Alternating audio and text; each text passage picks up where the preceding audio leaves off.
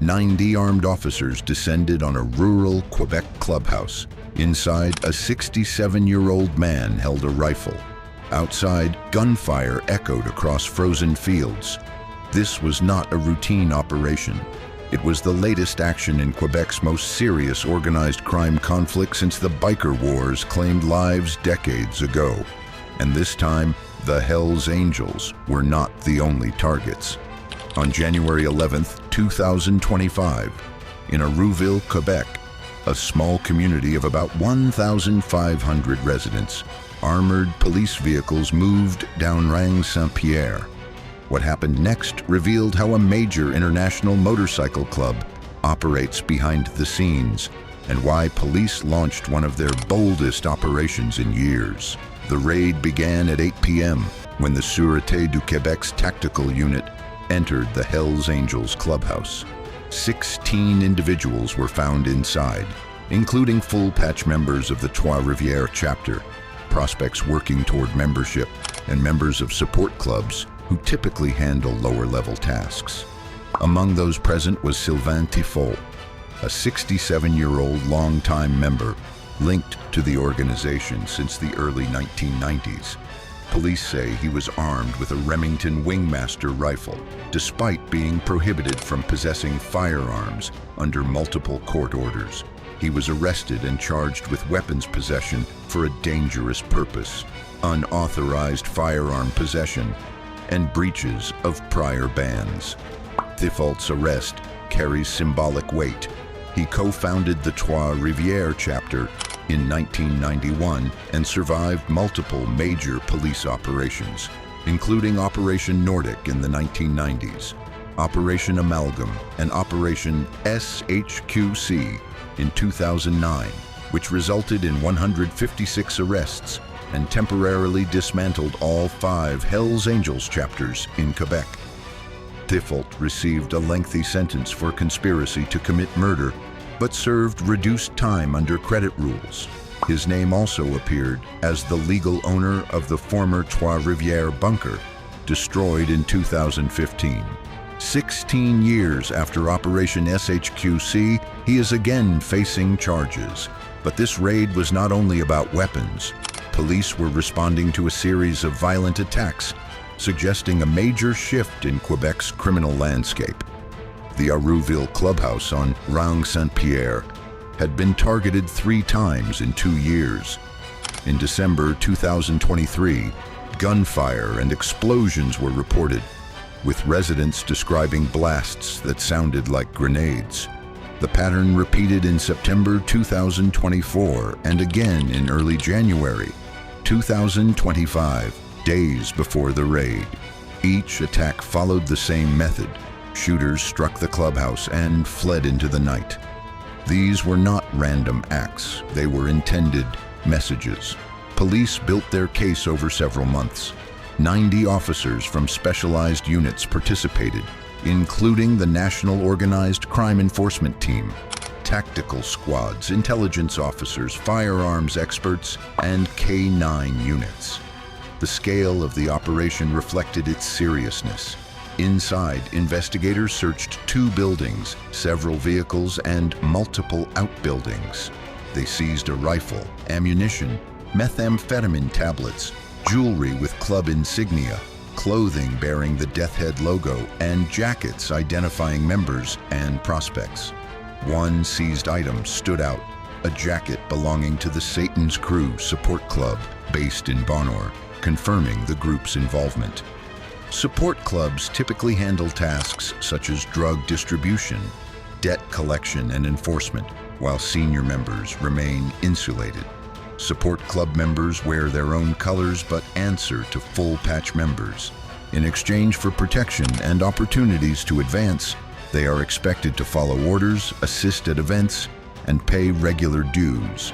The progression toward full membership is lengthy. New individuals start as hang-arounds, performing basic tasks. After proving loyalty, they may be sponsored and become prospects. Allowed to wear partial patches. Prospects have no voting rights and must follow all orders. Only after unanimous chapter approval does someone receive the full set of patches. These remain club property and must be returned if a member leaves or is expelled. This hierarchy explains why men ranging from 27 to 71 years old were found at the Arrouville clubhouse. The gathering represented multiple levels of the organizational structure. However, the underlying conflict tied to the raid reaches far beyond one clubhouse. Quebec is in the midst of what police describe as a redevance, or territorial tax war. For decades, the Hells Angels collected a 10% fee from independent dealers operating in their territory. In 2023, this system began to unravel. Independent dealers and street gangs across the province, including groups like the Blood Family Mafia, BFM, stopped paying. Younger criminals influenced by international cartel tactics showed a willingness to use extreme violence and were no longer intimidated by established organizations. The BFM, active mainly around Quebec City, strongly resisted the tax. Led by 27-year-old David Pitt Turcotte, now reportedly in Lisbon, the group used severe violence to assert control. In February 2024, the Sûreté du Québec launched Operation Scandaleux, resulting in more than 30 arrests. Additional raids followed across 2024. By November 2024, police had raided the Satan's Crew clubhouse in Bonheur, seizing weapons, jackets, and other items. Investigators later learned that several members of the support club were employed by the Abenaki Council in Wollinac, raising concerns about possible infiltration of local governance. 3 days after his arrest, Sylvain Thifault appeared via video before a judge in Shawinigan. Despite his extensive history, he was released on strict bail conditions, including prohibition from entering the Arrouville or Bonheur clubhouses, a ban on possessing weapons, and requirements to attend all court dates and report changes of address. Police seized cash, methamphetamine, jackets, and other evidence, and 2 additional suspects may face charges. Yet authorities acknowledge this is only one part of a much larger struggle. The Hells Angels have survived multiple crackdowns since first establishing themselves in Quebec in 1977. Even after the major 2009 operation, the organization rebuilt.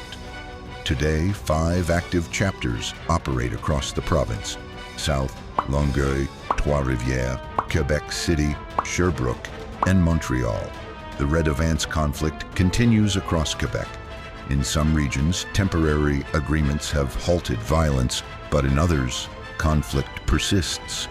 Tensions remain high in Saguenay, the North Shore, and other regions where independent groups are challenging established authority.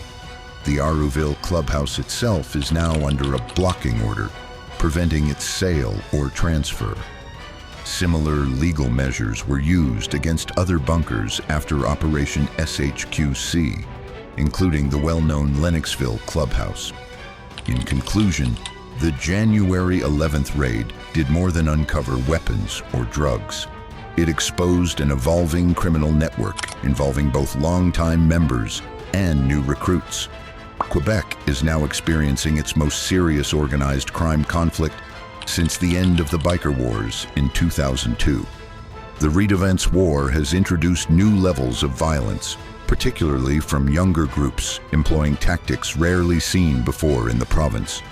For Arrouville residents, the raid offered temporary relief, but repeated attacks suggest the situation is far from resolved. The clubhouse on Rang Saint-Pierre sits empty under court control, while senior members elsewhere in the region consider their next steps. If you found this investigation informative, consider exploring more material on major organized crime operations in Canada. You can also share your thoughts on which aspect of these groups' operations you find most surprising.